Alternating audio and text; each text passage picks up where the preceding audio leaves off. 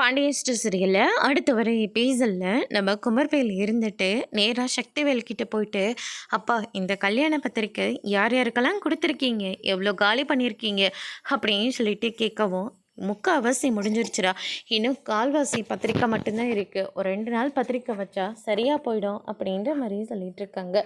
இதோட பத்திரிக்கை கொடுக்குறதெல்லாம் நிப்பாட்டிடுங்கப்பா, அப்படியே மீறி பத்திரிக்கை கொடுத்தாலையும் அதில் அரசியோட பேரை சேருங்க, சுடரோட பேரை அழிச்சிருங்க அப்படின்ற மாதிரியே சொல்லிடுங்க.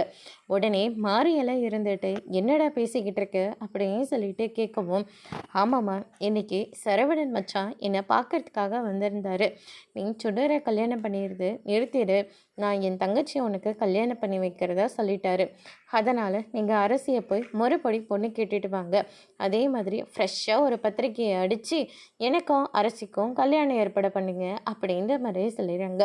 இதை கேட்டோன்னு நம்ம முத்துவேல் முதல் கொண்டு எல்லாருமே ஷாக் ஆகுறாங்க. பைத்தியக்கார மாதிரி பேசிகிட்டு இருக்காத, இல்லை பெரியப்பா நான் தெளிவாக தான் பேசிக்கிட்டு இருக்கேன், வேணும்னா சரவணனை கூப்பிட்டு விசாரிங்க, சரவணன் தான் எங்கிட்ட சொல்லிட்டு போனார் அப்படின்ற மாதிரி சொல்லிடுறாங்க. அதுக்கடுத்து தான் நேராக பழனி போயிட்டு வீட்டில் சொன்னதுனால அரசு இருந்துட்டு யாரை கேட்டுன்னு இந்த மாதிரியெல்லாம் பண்ணேன், இப்படியெல்லாம் பண்ணுவேன்னு நான் கொஞ்சம் கூட எதிர்பார்க்கவே இல்லை, ஏன்னா உங்களுக்கு அவங்கள பிடிக்கலன்னு அதுக்காக என்னோடய வாழ்க்கையை நீங்கள் இப்படி நாசம் பண்ணுவீங்களா அப்படின்ற மாதிரி சொல்லிடுறாங்க. புத்தி கட்டத்தனமாக என்னென்னமோ பண்ணிட்டேன், என்னை மன்னிச்சிடுமான்னு சொல்லிட்டு மன்னிப்பும் கேட்குறாங்க. அதோடு இன்றைக்கான பிரமோ முடிச்சிருக்காங்க.